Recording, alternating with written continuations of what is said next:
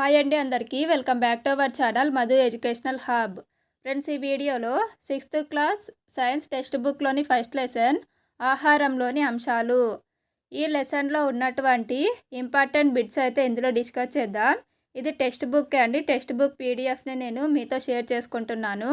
Present జరిగిన TET చూసినట్లయితే కనుక టెక్స్ట్ బుక్ నుంచి డైరెక్ట్గా బిట్స్ వచ్చాయి, కొన్ని అప్లికేషన్ టైప్ కూడా వచ్చాయి. సో ఇతర మెటీరియల్స్ ఎక్కువగా ఫాలో అయ్యి ఉన్నట్లయితే కనుక టెట్లో కానీ డిఎస్సిలో కానీ స్కోర్ చేయడానికి అవకాశం అయితే ఉండదు. మెటీరియల్స్ అనేవి ఓన్లీ ప్రాక్టీస్ బిట్స్కి మాత్రమే యూజ్ చేయండి. సో మిగతా మ్యాటర్ అంతా కూడా టెక్స్ట్ బుక్ చదవడానికే ట్రై చేయండి. ఇందులో ఉన్నటువంటి ఇంపార్టెంట్ పాయింట్స్ అయితే ఇందులో డిస్కస్ చేద్దాం.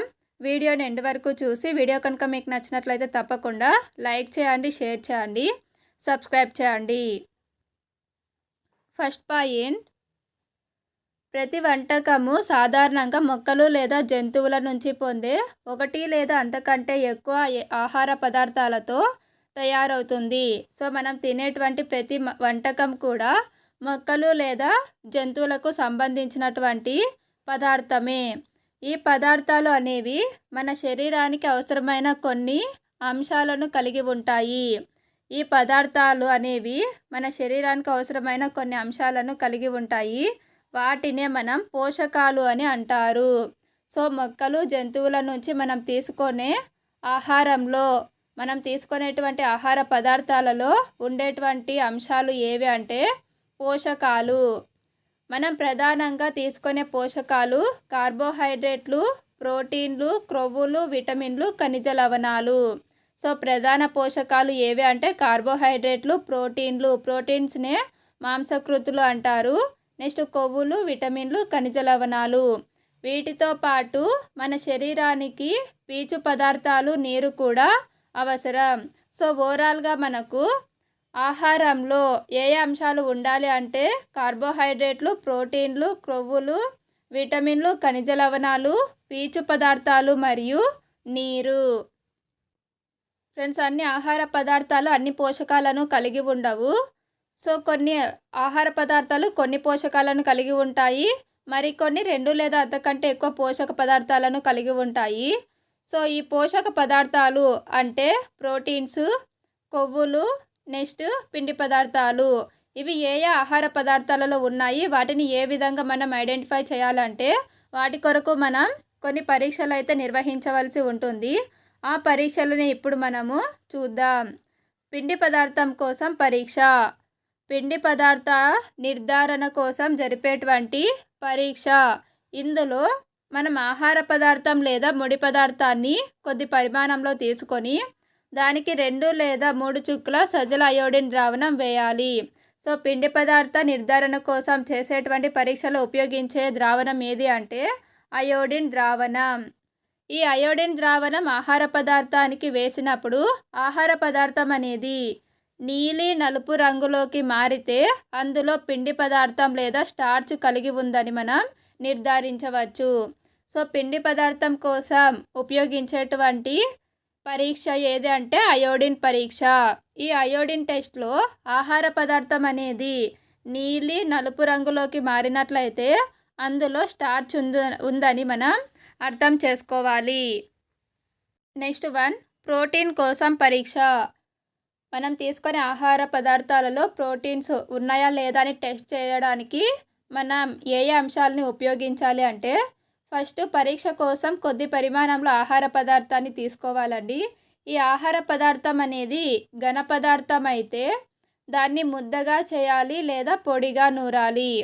సో ఈ పొడిగా చేసినటువంటి ఆహార పదార్థాన్ని పరీక్ష నాళికలో కొంచెం తీసుకోవాలి. సో దీనికి 10 చుక్కల నీటిని కలపాలి. సో ప్రోటీన్ పరీక్ష చేసేటప్పుడు ఆహారం అనేది ఘన పదార్థం అయితే దానికి ఒక 10 చుక్కలో నీటిని కలిపి ద్రవ పదార్థంగా చేంజ్ చేసుకోవాల్సి ఉంటుంది. సో ఆ పదార్థానికి 2 చుక్కల కాపర్ సల్ఫేట్ ద్రావణము, 10 చుక్కల కాస్టిక్ సోడా ద్రావణాన్ని వేయాలి. సో ప్రోటీన్ టెస్ట్ కోసం ఉపయోగించే ద్రావణాలు 2 ఉన్నాయండి. అది కాపర్ సల్ఫేటు మరియు కాస్టిక్ సోడా. కాపర్ సల్ఫేట్ ద్రావణాన్ని 2 చుక్కలు వేస్తాము, కాస్టిక్ సోడా ద్రావణాన్ని 10 చుక్కలు వేయాలి. సో ఈ విధంగా పరీక్ష నాళికలో ఈ 2 ద్రావణాలను వేసిన తర్వాత అందులోని ఆహార పదార్థము ఊదా రంగులోకి మారినట్లయితే అందులో ప్రోటీన్ ఉందని మనం నిర్ధారించవచ్చు. సో ప్రోటీన్స్ పరీక్షలో మనం ఈ 2 ద్రావణాలు కాపర్ సల్ఫేటు, కాస్టిక్ సోడా వేసిన తర్వాత ఆహార పదార్థం అనేది ఊదా రంగులోకి చేంజ్ అయితే అందులో ప్రోటీన్ ఉందని మనం నిర్ధారించవచ్చు. నెక్స్ట్ 1 కొవ్వుల కోసం పరీక్ష. ఇందులో కొద్ది పరిమాణంలో ఆహార పదార్థాన్ని తీసుకోవాలి. తీసుకొని దాన్ని ఒక కాగితంతో చుట్టి నలపాలి. కాగితం చిరిగిపోకుండా జాగ్రత్త పడాలి. ఆ విధంగా ఆహారాన్ని చుట్టిన తర్వాత ఇప్పుడు కాగితాన్ని తెరిచివేయాలి. కాగితం పైన నూనె మరక అనేది ఉన్నట్లయితే అందులో కొవ్వు పదార్థం ఉందని మనం నిర్ధారించుకోవచ్చు. సో కాగితం మీద మనం తీసుకున్నటువంటి ఆహారాన్ని ఉంచినప్పుడు అది నూనె మరకను కలిగి ఉన్నట్లయితే ఆ ఆహార పదార్థంలో క్రొవ్వు పదార్థం ఉందని మనం నిర్ధారించుకోవచ్చు. నెక్స్ట్ 1 మనం పిండి పదార్థాలు, మాంసకృత్తులు, క్రొవ్వులు అనే 3 పోషకాల కోసం ఆహార పదార్థాలను అయితే పరీక్షించాము. ఇవే కాకుండా మనకు ఇతర పోషకాలు కూడా ఉన్నాయి. అవే విటమిన్లు మరియు ఖనిజ లవణాలు. పిండి పదార్థాలు ప్రధానంగా మన శరీరానికి శక్తిని అందిస్తాయి. కొవ్వులు కూడా మనకు శక్తిని అందిస్తాయి. సో మన శరీరానికి శక్తిని అందించే పదార్థాలు ఏవి అంటే పిండి పదార్థాలు మరియు కొవ్వులు. ఇక్కడ పిండి పదార్థాలతో పోలిస్తే క్రొవ్వులు అనేవి మనకు ఎక్కువ శక్తిని అందిస్తాయి. ఈ రెండింటిని కంపేర్ చేసుకున్నప్పుడు పిండి పదార్థాల కంటే కొవ్వులు మనకు ఎక్కువ శక్తిని అందిస్తాయి. సో కొవ్వులు తర్వాత పిండి పదార్థాలు ఈ 2 ఉన్నటువంటి ఆహార పదార్థాలను శక్తిని ఇచ్చే ఆహార పదార్థాలు అని అంటారు. శక్తిని ఇచ్చే ఆహార పదార్థాలు అంటే ఇవి క్రొవ్వులు మరియు పిండి పదార్థాలను కలిగి ఉంటాయి. నెక్స్ట్ మన శరీరం యొక్క పెరుగుదల, మరమ్మతుల కోసం మాంసకృతులు అనేవి అవసరం.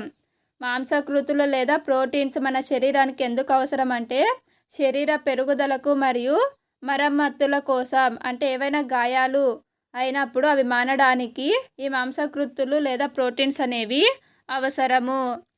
ఫ్రెండ్స్ ఇట్లా టెక్స్ట్ బుక్లో ఇలాంటి పిక్చర్స్ ఇచ్చింటారు కదా, వీటి నుంచే మనకు క్వశ్చన్స్ అయితే రావడం జరిగింది.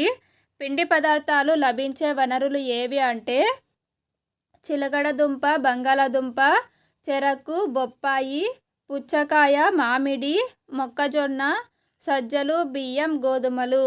ఈ అన్ని పదార్థాలలోనూ మనకు పిండి పదార్థాలు అనేవి లభిస్తాయి. నెక్స్ట్ 1 కొవ్వులు లభించే వనరులు. కొవ్వులు ఏ ఏ పదార్థాలలో ఉంటాయి అంటే బాదం పప్పు, నువ్వులు, వేరుశెనగ, మాంసం, గుడ్లు, చేపలు. వీటన్నింటిలో మనకు కొవ్వు పదార్థాలు అనేవి లభిస్తాయి. నెక్స్ట్ 1 ప్రోటీన్స్ లభించే ఆహార పదార్థాలు ఏవి అంటే శనగలు, పెసలు, కందిపప్పు, చిక్కుడు, సోయా చిక్కుడు, బఠానీ, మాంసము, చేపలు, నెక్స్ట్ గుడ్లు, పన్నీరు. ఈ అంశాలలో మనకు ప్రోటీన్స్ అయితే లభిస్తాయి. సో మాంసం, చేపలు, పన్నీరు, గుడ్లు అనేవి జంతువుల నుంచి లభించేటువంటి ప్రోటీన్లు అండి. మొక్కల నుంచి లభించేవి అయితే బఠానీ, సోయా చిక్కుడు, కందిపప్పు, పెసలు మరియు శనగలు. నెక్స్ట్ ప్రోటీన్లు కలిగి ఉన్న ఆహార పదార్థాలను శరీర నిర్మాణ ఆహార పదార్థాలు అని అంటారు. సో ప్రోటీన్లను కలిగి ఉన్న ఆహార పదార్థాలను అయితే శరీర నిర్మాణ ఆహార పదార్థాలు అంటారు. అలా కాకుండా పిండి పదార్థాలు, క్రొవ్వులను కలిగి ఉన్న ఆహార పదార్థాలని అయితే శక్తిని ఇచ్చే ఆహార పదార్థాలు అని పిలుస్తారు. నెక్స్ట్ 1 విటమిన్లు అనేవి మన శరీరాన్ని వ్యాధుల నుంచి రక్షించడంలో సహాయపడతాయి. మన శరీరాన్ని వ్యాధుల నుంచి రక్షించడంలో సహాయపడేవి విటమిన్లు. ఈ విటమిన్లు అనేవి మన కళ్ళు, ఎముకలు, దంతాలు, చిగుళ్లను ఆరోగ్యంగా ఉంచడంలో కూడా సహాయపడతాయి. ఫ్రెండ్స్ విటమిన్లు అనేవి అనేక రకాలుగా ఉంటాయి. అందులో కొన్ని vitamin A, vitamin C, vitamin D, vitamin E, vitamin K. వీటితో పాటు బి కాంప్లెక్స్ విటమిన్లు కూడా ఉంటాయి. మన శరీరానికి అన్ని రకాల విటమిన్లు అనేవి కొద్ది పరిమాణంలో అవసరం. ఈ విటమిన్లు అన్నీ కూడా కొద్ది పరిమాణంలో మన శరీరానికి అవసరమవుతాయండి. విటమిన్ ఏ అనేది మన చర్మము, కళ్ళు ఆరోగ్యంగా ఉండడానికి తోడ్పడుతుంది. చర్మము, కళ్ళు ఆరోగ్యంగా ఉండడానికి తోడ్పడే విటమిన్ ఏ. విటమిన్ సి అనేది శరీరం అనేక వ్యాధులతో పోరాడడానికి సహాయపడుతుంది. మన శరీరం అనేది వ్యాధులతో పోరాడడానికి సహాయపడేటువంటి విటమిన్ సి. విటమిన్ డి అనేది మన శరీరంలోని ఎముకలు, దంతాలు కాల్షియంను ఉపయోగించుకోవడంలో సహాయపడుతుంది. సో ఎముకలు, దంతాలు అనేవి స్ట్రాంగ్గా ఉండాలి అంటే మనకు విటమిన్ డి అనేది అవసరము. నెక్స్ట్ ఖనిజ లవణాలు. ఈ ఖనిజ లవణాలు అనేవి మన శరీరానికి తక్కువ మోతాదులో అవసరమవుతాయి. ఖనిజ లవణాలు అనేవి మన శరీరానికి తక్కువ మోతాదులో అవసరమవుతాయి, కానీ ఇవి శరీరం యొక్క సరైన పెరుగుదలకు మరియు ఆరోగ్య నిర్వహణకు అవసరము. ఖనిజ లవణాలు అనేవి శరీర నిర్వహణకు మరియు ఆరోగ్య నిర్వహణకు చాలా అవసరం. ఫ్రెండ్స్, ఇక్కడ ఇచ్చినటువంటి ఈ టేబుల్ నుంచినే మొన్న మనకు బిట్స్ అయితే రావడం జరిగింది. విటమిన్ ఏ ఉండేటువంటి ఆహార పదార్థాలు లేదా వనరులు ఏవి అంటే బొప్పాయి, క్యారెట్, మామిడి. ఇందులో విటమిన్ ఏ అనేది ఉంటుంది. నెక్స్ట్ విటమిన్ బి వనరులు బియ్యము, గోధుమ, కాలేయం. నెక్స్ట్ విటమిన్ సి ఎందులో ఉంటుంది అంటే కమలాకు పండ్లు, టొమాటో, జామ, పచ్చిమిర్చి, నిమ్మ, ఉసిరి. నెక్స్ట్ విటమిన్ డి వనరులు చేపలు, గుడ్లు, కాలేయం. వీటిలో విటమిన్ డి అనేది ఉంటుంది. నెక్స్ట్ అయోడిన్ లభించే వనరులు అల్లము, చేపలు. ఇవి అయోడిన్ లభించేటువంటి వనరులు. మనకి ప్రజెంట్ జరిగినటువంటి ఎస్జిటి టెట్లో వచ్చినటువంటి క్వశ్చన్ అండి ఇది. ఫాస్ఫరస్ లేదా భాస్వరం ఇందులో లభిస్తుంది అని ఆప్షన్స్ అయితే ఇచ్చారు. సో ఇక్కడ ఇచ్చినటువంటి పాలు, పచ్చిమిర్చి, బనానా, ఇక్కడ ఇచ్చినటువంటి ధాన్యాలు వీటన్నింటిలో మనకు ఫాస్ఫరస్ అనేది లభిస్తుంది. సో టెక్స్ట్ బుక్లో ఉన్నటువంటి ఈ పిక్చర్స్ నుంచి కూడా క్వశ్చన్స్ వస్తున్నాయి కాబట్టి సో టెక్స్ట్ బుక్ని మనం చాలా పరిశీలించి చదవాల్సి ఉంటుంది. ప్రతి పాయింట్ కూడా మనకు ఇంపార్టెంటే అండి. ఏ పాయింట్ నుంచి మనకు బిట్ వస్తుందో మనకు అర్థం కాదు. సో అందుకనేసే టెక్స్ట్ బుక్ని స్టార్టింగ్ నుంచి ఎండింగ్ వరకు బాగా అబ్జర్వ్ చేస్తూ చదవాలి. నెక్స్ట్ ఐరన్ లభించేటువంటి వనరులు ఆకుకూరలు, యాపిల్. సో ఇక్కడ ఇచ్చినటువంటి పదార్థాలు అన్నింటిలో కూడా ఐరన్ అనేది ఉంటుంది. నెక్స్ట్ కాల్షియం అయితే పాలు, గుడ్లలో కాల్షియం అనేది లభిస్తుంది. నెక్స్ట్ బియ్యము ఇతర పోషకాల కంటే కార్బోహైడ్రేట్లను ఎక్కువగా కలిగి ఉంటుంది. సో కార్బోహైడ్రేట్లు ఎక్కువగా ఉండేటువంటి పదార్థం ఏది అంటే బియ్యం. అందువలన బియ్యాన్ని కార్బోహైడ్రేట్ సమృద్ధి ఆహార వనరు అని అంటారు. బియ్యానికి గల పేరు కార్బోహైడ్రేట్ సమృద్ధి ఆహార వనరు. ఫ్రెండ్స్, ఈ పోషకాలతో పాటు మన శరీరానికి పీచు పదార్థాలు, నీరు అనేది కూడా అవసరం. ఆహారంలో ఉండే పీచు పదార్థాలను రఫేజ్ అంటారు. సో రఫేజ్ అంటే పీచు పదార్థాలు అండి. సో ఆహారంలో ఉండేటువంటి పీచు పదార్థాలనే రఫేజ్ అని పిలుస్తాము. ఈ పీచు పదార్థాలు అనేవి ఎక్కడి నుంచి లభిస్తాయి అంటే ప్రధానంగా మొక్కల ఉత్పత్తుల నుంచి లభిస్తాయి. అంటే తృణధాన్యాలు, పప్పులు, బంగాళాదుంప, తాజా పండ్లు, కూరగాయలు ఇటువంటి వాటిలో పీచు పదార్థాలు అనేవి ఎక్కువగా మనకు లభిస్తాయి. ఈ పీచు పదార్థం అనేది మన శరీరానికి ఎటువంటి పోషకాలను అందించదు. పీచు పదార్థం అనేది మన శరీరానికి ఎటువంటి పోషకాలను అందించదు, కానీ మన ఆహారంలో అతి ముఖ్యమైన పదార్థం అండి. ఎందుకు అంటే ఇవి ఆహారానికి బరువును చేకూరుస్తాయి. దీనివల్ల జీర్ణక్రియ అనేది సాఫీగా జరుగుతుంది. సో పీచు పదార్థాల యొక్క ఉపయోగం ఏమిటి అంటే జీర్ణక్రియ అనేది సులువుగా జరగాలి అంటే మన శరీరంలో ఈ పీచు పదార్థాలు అనేవి ఉండాలి. ఈ పీచు పదార్థాలు అనేవి మన శరీరానికి ఎటువంటి పోషకాలను అందించవు, కానీ జీర్ణక్రియలో సహాయపడతాయి. నెక్స్ట్ వన్, మనం సాధారణంగా ఒక రోజులో తినేదే మన ఆహారము. సో మనం ఆహారం తీసుకునే క్రమంలో అది మన శరీర పెరుగుదలకు, శరీర నిర్వహణకు అవసరమైన అన్ని పోషకాలను కలిగి ఉండాలి. సో ఆ విధంగా అన్ని పోషకాలు సరైన పరిమాణంలో కలిగి ఉండి, ఆహారంలో పీచు పదార్థాలు, నీరు కూడా సరైన పరిమాణంలో ఉంటే అటువంటి ఆహారాన్ని సమతుల ఆహారం అని అంటాము. సో అన్ని పోషకాలను మనము సరైన పరిమాణంలో తీసుకోవాలి. అలా కాకుండా ఒకటి ఎక్కువ ఒకటి తక్కువ పరిమాణంలో మనం తీసుకోకూడదు. నెక్స్ట్ వన్,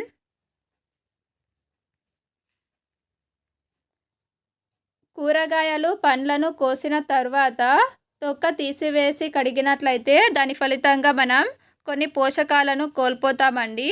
అవి ఎక్కువగా విటమిన్లను కోల్పోతాం. కూరగాయల తొక్కలు తీసి కడగడం వలన మనం విటమిన్లు అనేవి ఎక్కువగా కోల్పోతాము. సో అనేక కూరగాయలు పండ్ల యొక్క తొక్కలు విటమిన్లు, ఖనిజ లవణాలను కలిగి ఉంటాయి. సో కూరగాయలు పండ్ల యొక్క తొక్కలు వేటిని కలిగి ఉంటాయి అంటే విటమిన్లు మరియు ఖనిజ లవణాలు. అదేవిధంగా బియ్యము తర్వాత పప్పులను పదే పదే కడగడం వల్ల వాటిలో నుంచి కూడా విటమిన్లు అనేవి తొలగిపోతాయి. సో బియ్యం కడగడము, పప్పులు కడగడము, కూరగాయలు పండ్లు తొక్కలు తీసినాక కడగడం వలన మనము అనేక విటమిన్లను మరియు ఖనిజ లవణాలను కోల్పోతూ ఉంటాము. అంతేకాకుండా వండడం వల్ల మనకు అందరికీ తెలుసు ఆహారం రుచి అయితే పెరుగుతుంది, సులువుగా జీర్ణమవుతుంది.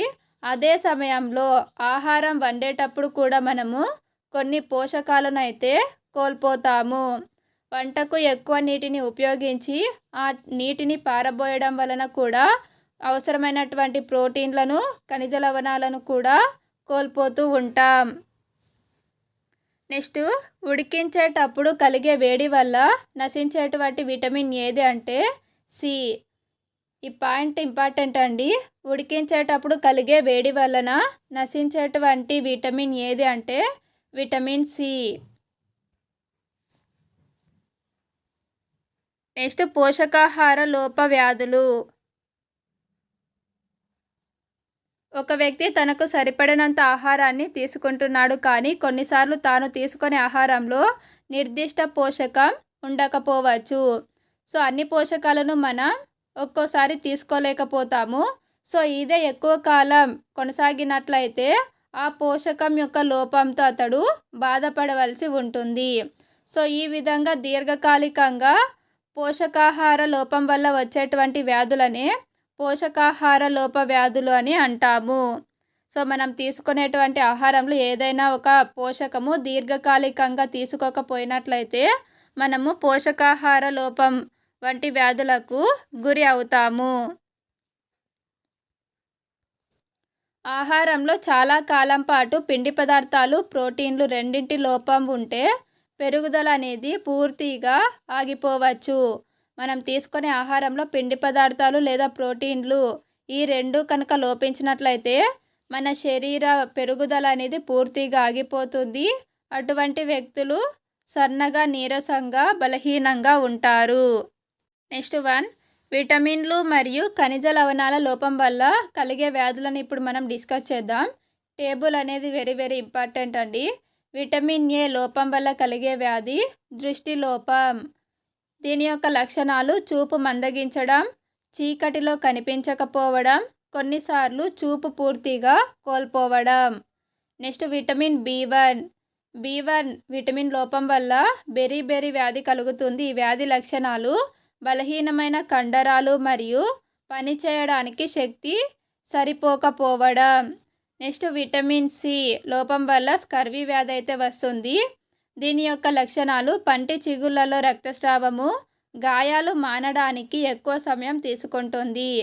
సో విటమిన్ సి అయితే మన శరీరంలో తక్కువ ఉన్నట్లయితే గాయాలు మానడానికి ఎక్కువ సమయం తీసుకుంటుంది. విటమిన్ డి లోపం వల్ల వచ్చే వ్యాధి రికెట్స్. ఈ వ్యాధి లక్షణాలు ఏమిటంటే ఎముకలు మృదువుగా అవ్వడము, వంగిపోవడం. విటమిన్ డి లోపించినప్పుడు ఎముకలు మృదువుగా అయ్యి వంగిపోతాయి. నెక్స్ట్ కాల్షియం లోపించినట్లయితే ఎముకలు దంతాక్షయం అనేది మనకు కలుగుతుంది. దీని యొక్క లక్షణాలు బలహీనమైన ఎముకలు మరియు దంతాక్షయం. నెక్స్ట్ అయోడిన్ లోపం వల్ల గాయటర్ వ్యాధి వస్తుంది. ఈ గాయటర్ వ్యాధి లక్షణాలు మెడలోని గ్రంథులు వాచి ఉన్నట్లు కనిపించడము, పిల్లల్లో మానసిక వైకల్యం కూడా కలుగుతుంది. నెక్స్ట్ ఇనుము, ఐరన్ లోపం వల్ల రక్తహీనత అయితే కలుగుతుందండి. ఈ రక్తహీనత ఉన్నట్లయితే వ్యక్తులు నీరసంగా ఉంటారు. సో ఇది విటమిన్లు మరియు ఖనిజ లవణాల లోపం వల్ల కలిగేటువంటి కొన్ని రుగ్మతలు.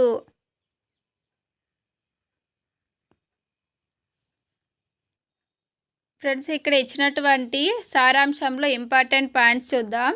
మన ఆహారంలో ప్రధాన పోషకాలు పిండి పదార్థాలు, మాంసకృత్తులు, క్రొవ్వులు, విటమిన్లు, ఖనిజ లవణాలు. వీటికి అదనంగా ఆహారంలో పీచు పదార్థాలు, నీరు కూడా ఉంటాయి. పిండి పదార్థాలు, క్రొవ్వులు ప్రధానంగా మన శరీరానికి శక్తిని అందిస్తాయి. మన శరీరం యొక్క పెరుగుదలకు, నిర్వహణకు మాంసకృత్తులు, ఖనిజ లవణాలు అవసరం. విటమిన్లు అనేవి మన శరీరాన్ని వ్యాధుల నుంచి రక్షించడంలో సహాయపడతాయి. సమతుల్య ఆహారం అంటే మన శరీరానికి అవసరమైన పోషకాలను సరైన పరిమాణంలో అందించడంతో పాటు తగినంత పీచు పదార్థాలను, నీటిని కూడా అందిస్తుంది. నెక్స్ట్, మనం తీసుకునే ఆహారంలో ఒకటి లేదా అంతకంటే ఎక్కువ పోషకాలు ఎక్కువ కాలం లోపించినట్లయితే అవి దీర్ఘకాలిక రుగ్మతలకు అవకాశం అయితే ఉంటుంది. సో ఇది అండి ఫస్ట్ లెసన్లో ఉన్నటువంటి ఇంపార్టెంట్ పాయింట్స్. వీడియో కనుక మీకు నచ్చినట్లయితే లైక్ చేయండి, షేర్ చేయండి, సబ్స్క్రైబ్ చేయండి. Thank you for watching.